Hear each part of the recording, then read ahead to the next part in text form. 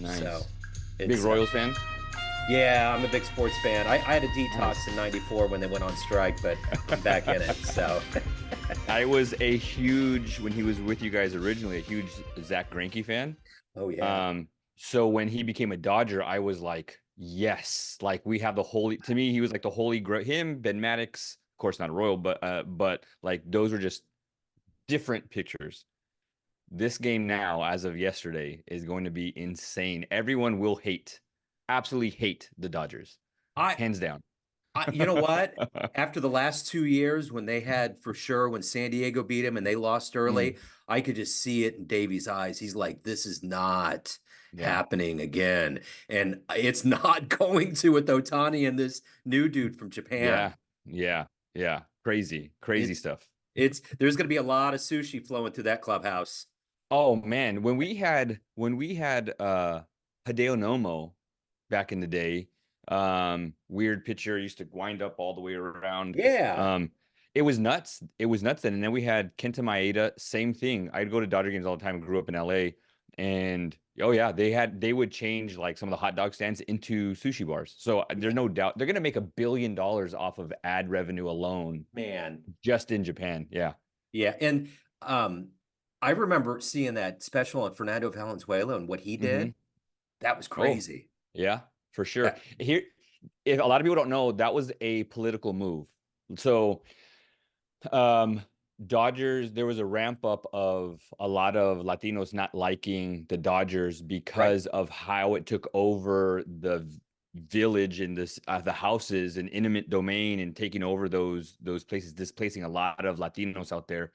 And people had forgotten about it, and then it started to rise up again, and people started to get informed of like we need to hate the Dodgers, and then we need to find somebody, and they're like, we already have a dude in the works, like we were going to give him to you no matter what, but Yeah. they wanted to specifically hire a Latino Mexican god in a sense to bring in the people to win the people back of the city.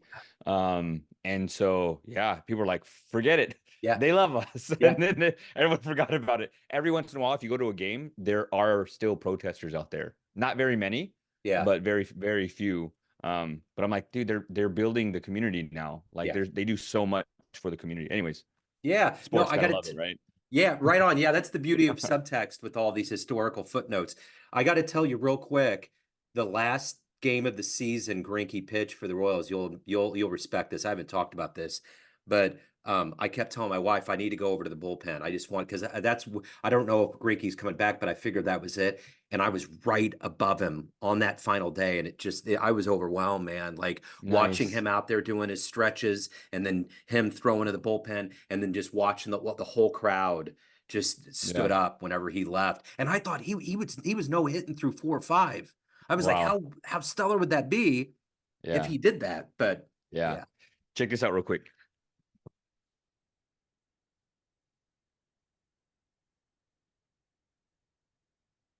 Oh yeah. And signed.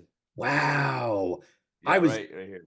Dude, I was just talking about that. What Vin Scully's call on that Oh, was, historic, oh my historic. God. And the Here, fact that here's he did that. And yeah. it was almost like he bunted the way he swung and hit that ball. It was very going back to full circle. It was very Japanese-esque. If you look at like Ichiro and all the Japanese players, how they hit, it's like this weird left-handed slap kind of at the ball, and that's how he swung. Here's the thing: I love and hate that picture. I love that it's Dodger history. But for so long, that's all we hung on to. I'm like, can we Yeah. turn the page already? We get it. 88, we get it. Yeah. Kirk Gibson, we get it. Can we get new memories, please? We need new memories. It's like the dad saying, "Remember the bike I bought you, son?" And you're like, "I was 5. I'm 25 now, Yeah. and I'm still walking to college. Like, get me Yeah. a car." Let's move on. Yeah. Man. But if you're interested talking about baseball on one of my podcasts that I have, episodes that I have, I talk about the day after Vin Scully passes away. So it's a picture of me and Vin Scully, and I talk about the lessons I learned in life through Vin Scully. You'd Yeah. probably appreciate that I would love episode. it. I would love Yeah. it. Definitely. Well, hey, Juan, it's so great to run into you. Thank you for taking a minute out. And I want to Yeah. begin our conversation with living through the last 3.5 years. How did you get through the pandemic and how did it change you? Oh man. Here's the thing that sucks about talking about that subject is I know that it's touchy for a lot of people because people have lost some people. It was horrible for some people. For me and my family, it was a different yet good experience. I got closer to my spouse. I got closer to my boys. Um, Leadership wise, I was able to, it gave me the opportunity to lead, right? Because we're always like, we don't have enough time. Like, I wish I had enough time to spend with my kids. I wish I had enough time to spend with my spouse. And I felt like God saying, "Well, here you go. Here's a crap load of time, buddy. Yeah. Like you can totally do it. You have all the time in the world." Um, it changed my perspective on work. I was already ready for the pandemic without knowing that we were having a pandemic. I had started to change how we were doing meetings at work, how we were communicating with people at work. I had found Slack, the online company kind of communication that a lot of businesses use. I started to implement that. So when the pandemic hit, definitely changed the way I led and how I communicated not only with my family, but communicated with my coworkers. And I just had a different sense of um, leadership. So it was more of a servant leadership because I knew the pandemic was hitting people differently. I just wanted to be with people, even though I couldn't be with people. I just learned how to just love on people, Yeah. just check in and not talk about work. How are Yeah. you? Because there's a difference in, hey, how you doing? Right?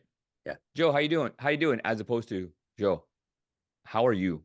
Yeah. How are you doing? It's Yep. just completely different. And then towards the end of the pandemic, October 2020, um, I left the organization that I worked for so I can do this leadership thing full time and help other organizations. And a lot of people don't know this about me, but I hate goodbyes.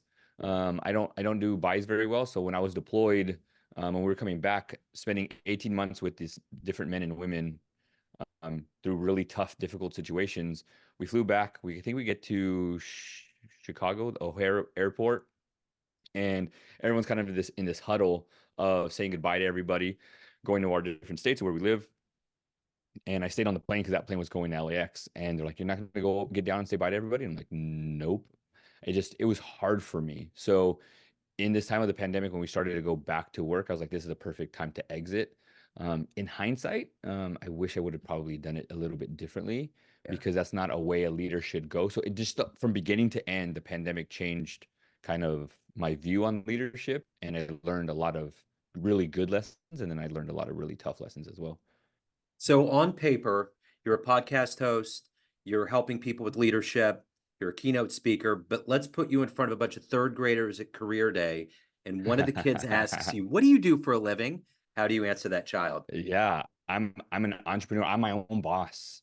Um, I don't know if this is a good mentality to give a third grader, but it's have plans for yourself or plan to be in part of somebody else's plans, right? I'm going to Yeah. have something for you or I'm going to have something for myself. And so, yeah, I am a leadership trainer. I love to help your teacher and your principal lead you better. I want to help them help you. And so that's what I get to do. I get to talk to all these adults to make sure that you are their priority. So what Not did not their coworkers, you're the priority. Yeah, Yeah. exactly. So what did you want to be in the third grade? What was your dream to grow up and become? Eh, Nobody else had this thought as a third grader. I had this, it started actually, it's funny that you said that from third grade all the way to probably high school. And on my sixth grade graduation, they actually said Juan Alvarado wanted to be this since the age of in being in third grade was a Secret Service agent. Uh, wow. yeah, I have an aunt who was, check this out, the first Latina Secret Service agent, Latina woman Secret Service agent. She protected um, Ford when he was out of presidency, but Yeah. once Clinton became president, she was running right next to the limo. Wow. And yeah, and so she was my idol. And I was Yeah. like, yo, I want to be just like, I just want to be like her. And so I asked her, what do you have to do? And she's like, military or police work, and then you work your way up. She started in counterfeiting in Washington, D.C., and went through the ranks there, and then started doing the detail of ex-presidents after they got out of presidency. And then she made her way up to the current president at that time, which was Clinton. And Yeah. So right after high school, I joined the military because I thought that's what I was going to do. Joined the Yeah. police department because I thought that I was going to do. And then life went, you're going to go this way. Yeah. Yeah. That's wild, man. So was she your hero? For Who the was a most hero? part, it was my dad. It was my dad's sister. Yeah. And so my dad, it was, and I think it kind of changed in a sense because I saw that the love that my dad had for his students, because my dad was a teacher. But I saw like this cool thing, right? Because you grow up kids, cops and robbers, and cowboys and Indians, and all this other stuff, and like shoot them up this, and like you see the commercials, right? The eye black going out under your eyes, and you're in the woods, and you're coming out of water, and you're like, dude, I want to do that, playing with GI Joes, and so it was like, you wanted to do that. You wanted to, kind of do that sort of thing. But I've learned, and I've said this on multiple podcasts, you're best designed and positioned to help the person you once were. And I look at what I do now in helping leaders in the leadership. I had a pretty good upbringing, but dad was working a lot. Mom wasn't really there a whole lot. Both married, good marriage, good relationship. However, they were present, but they weren't present in that sense. And so I had teachers that kind of cut the legs out from under me.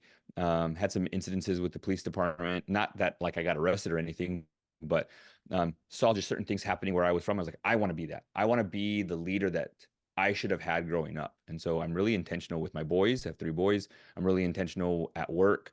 I'm really intentional on the podcast. I'm really intentional with the things that I do because I want people just to have really darn good leadership over them. So you mentioned advice and you dispense advice to clients. What's the best advice that you've ever gotten?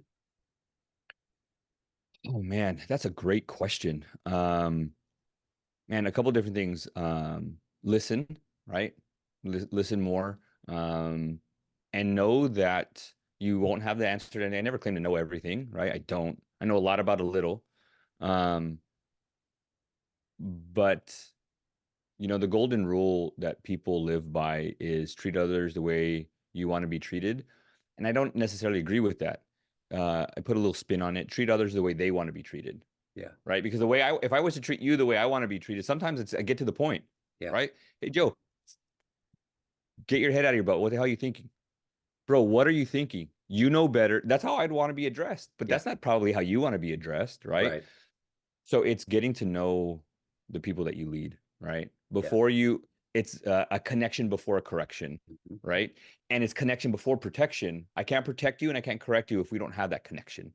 Yeah. And so connect with your people, and you do that by listening. So let's say a magic agent calls you up and says, I can get anybody you want on your podcast, anybody in the world that you can interview that you admire. Who would you pick? Oh, wow. Dang. That's a good question. Um, Man, oddly, I don't know, man. That's tough. I hate going the political route, but I would love to just ask questions of like John F. Kennedy. I think that'd be really cool just to know, like, because he was different. Yeah. Apparently, he was the most loved president, but yet he was assassinated. Like, bro, what did you do to piss people off? Like, why did people love you so much? What were you doing? Why? And he was loved by both sides, it seemed like, which Yeah. hasn't happened probably ever. Um, but especially now. Yeah. But it's just like what was different? And that, and I would say even like Princess Diana. Yeah. That'd be pretty cool. Like how did you stay private but yet public at the same time? Yeah. Because that's hard to do. Yeah. You read that she loved her boys, and but then there's all this other stuff that people don't know about. I don't know. There's something about like secrets that I love, like, which is why I joined the military. Like one of the things I did in the military was um intelligence and counterintelligence stuff. So I was like, what is that when I first signed up? And they're like, oh, you know secrets. And I was like, yes, let's do it. Like there's certain things that like just fascinate me just to know more. But there's something around those two lives where it's like it's just interesting. Yeah, it is. So, what is the motivation for you every day? You have a lot going on. You're inspiring and helping people, but you're also evolving and growing. What is that Mm-hmm. inspiration to get you out of bed and to become who you are every day? Man, I heard this the other day, and it couldn't speak more to me because of I've had a couple downfalls in my life, and it definitely changed my leadership. But one of the things was I think that everyone is born with a gift. I really do. Everyone has a reason for living. You can be a baker, a teacher, you know, a mentor, a gardener, whatever it is, you make somebody else happy, right? Everybody is something, not for themselves, but for other people. And in my early stages of leadership, it was, I did this. I helped this organization grow. I helped this person grow. This person got promoted because of my coaching. Like I helped them. And it was very, very selfish. And I lost everything. I did. I lost everything. And so I had somebody tell me that your gift is like a ladder that's 8 foot, but your ceilings are 15 feet tall. And you have to, you're never ever going to be able to touch that ceiling with just your gift. Yeah. You need someone and something bigger than you that's going to help you fill that gap. For me, uh, I am a faith-based person, and so I feel for me it's God. For other people, it's their parents or a coach or whatever it is for you. But we can't do stuff by ourselves. Yeah. And so, if we're going to hit our potential, there's a gap, and that gap is filled with someone or something greater than you. So every day that I wake up, I have to be the gift, give my gift to others, right? I'm a father for my boys, not for me. I'm a husband for my wife, not for me. I'm a good neighbor, not for me, but for my neighbor, right? I'm a leader, not for me, but to help other people. And so I wake up every day of who do other people need me to be and how can I reach my potential, knowing that it's not about me and I can't do this alone. So who can I have help me, mentor me? So you're helping a lot of people. What's been one of your best success stories? One that always puts a smile on your face. I have a ex coworker turned friend because you know you don't want to blend relationships at work. She was a coworker of mine. I was actually her boss, but she always wanted more. She always wanted more. Hey Juan, can you? I have a question. Can you help me? Can you do this? We always became really close, and I always said after I left, I got a best friend. Um, and she's helped me a lot through life, and I've helped her a lot in life. And I put out, I let her know that there was a job that was coming out, and she's always, I don't know if you ever had this job. I think a lot of people maybe had a job like this where you're like, I know I deserve more. Like I work my ass off every single day. Like I deserve more. I know I'm worth more. And she does. And so I was like, hey, there's a job opening up, and it is like double what you're getting paid now. Double. Like, bro, do you understand what this can do for you? I think it's right up your alley. You fit. And when I found out she got the job, I was like, yes, yes, like you're finally gonna get what is, you know, is owed to you as far as compensation and pay and benefits and stuff like that. It's a tough job. She still calls me. We'll have lunch every once in a while. And um, it's funny because as much as she thinks that I help her, she helps me 10 Yeah. times over. And to me, that success is I've learned your job as a leader is to lead your way out of a job. Yeah. And then you know that the job is complete. When I have somebody else that can lead me, bro, I did my job. Like that's amazing, right? Yeah. So I want to go back to what we were talking about. We're both obviously baseball fans. Hmm. If you could go back and see one game with your own eyes, be in the audience, feel that Oof. energy, where are you going? Yikes. Man, that's tough. I think two games. I think game one, what is it, 1955 Dodgers Yankees. Just because that's iconic, you know, New York Dodger rivalry. Yeah. Um, and then just to see the tension and the bravery of Jackie Robinson's game. I mean, Yeah. Vince Scully, we were talking about him, talks about this every Jackie Robinson day. He talks about why everybody wears 42. I love the story. And he says that one of the players ends up saying, like, how are we gonna go out there and play if they don't want Jackie to play? And he says, hey, I have an idea. Why don't we all wear number 42? And everybody looks at him and laughs, and he's like, no one's gonna know who Jackie is. And it's just a cool Yeah. story that he tells, but just the bravery of not only Jackie but the team, the players, I mean just everybody, Yeah. just to that's I don't think that's an unprecedented piece of history that we'll never get to experience. So Yeah. I think that'd be dope too. Yeah. Yeah. So of all the things you've done professionally so far, what are you the proudest of? Oh man. I think it was something small. It was small but big. It was leaving the 9 to 5. Toughest thing of my life. right?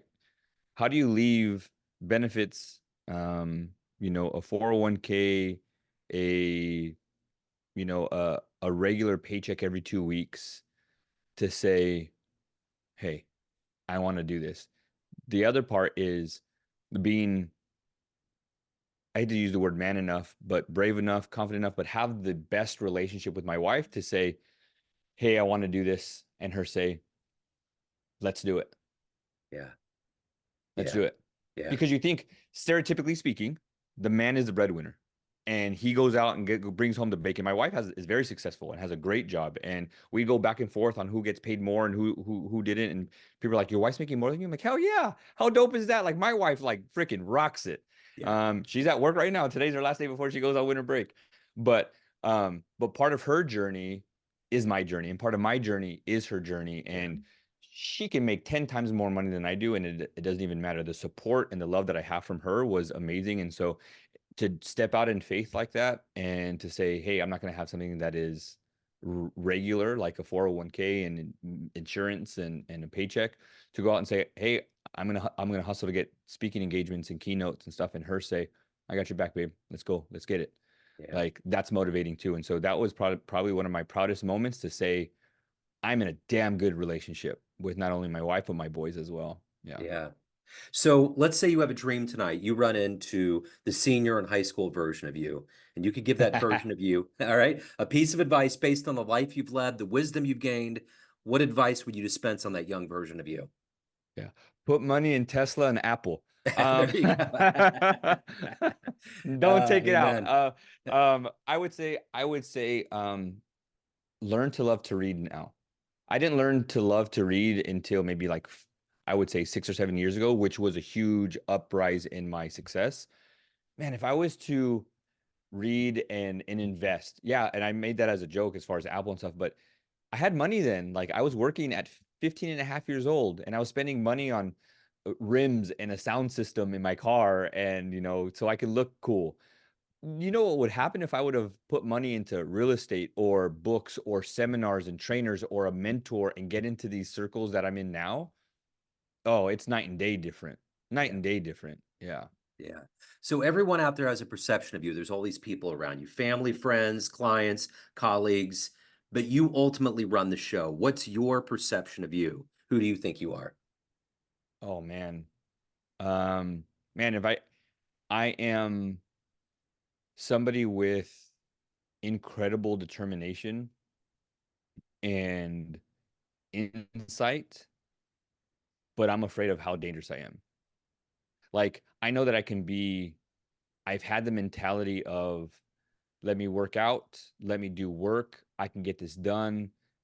I had the mentality of F everybody. It's me against the world. And I was so successful again, but I did this. I know that I have that in me, but I also have the mentality of you need somebody else and you need people. Can we blend this together? But in the inside, I'm afraid, to be honest. Like I'm afraid to have success, and will that bring that piece of me that I tried to kill for so long? Yeah. So it's like I want to go out and get it and hustle again, but I'm like, will that ruin my relationships like it did last time? Will it do this? So it's using the DNA of the hustle, but the brain of the person who I am now. It's almost like the movie Venom. It's like I'm a cool guy, but if I let this thing out, like it can be dangerous. But you could have like Hulk. You could have the nice Hulk Uh-huh. with the glasses and the little cashmere sweater going on. Yep. Like you could have both, but I'm still afraid. And I think Yeah. there's just a lot of inner work that I need to do. So I'm not perfect. And Yeah. again, nor will I claim to be. And so every single day I try to work on myself so I can be the best person for others. Yeah. Yeah. So if anyone wants to hire you, learn more about you, reach out, anything about your world, where do they go? Yeah, so we raisethebar.com, raise with a Z. And then on Instagram, it is raise the bar, same spelling, raise the bar CEO. And if you need information on speaking and things like that, info at we raisethebar.com. So what's going to happen to the Dodger prices? What's going to happen out there to go get tickets? Man, we've been paying $30 for a beer as it was from the What? beginning. It was expensive, yeah. I would say, Yeah, $20 you might get like a tall can, but you have a mixed drink, you're like 35 bucks. Yeah. It's parking was 20, then it went up to 25, then down to 20. Um, but I don't know that they will raise prices. In all honesty, I don't know that they're going to raise prices anything more than what it's already been. Yeah. But they could, and you know what? People are still going to buy it, just like Yeah, Disneyland and they Disney are. World. They can raise the prices double than what they are now. People still go to those places. So Uh-huh. it Yep. is the difference. Yeah. Market forces. Juan, this has been great, man. Thank you for opening up. Thank you for your story. It's great to meet you. Best of luck with everything. Thank you. This was probably one of the funnest times and the most original questions I've ever had. Ever. You're amazing. Thank you so I much. love it, man. Thank you. Hey, have a good holiday and have the best 2024, man.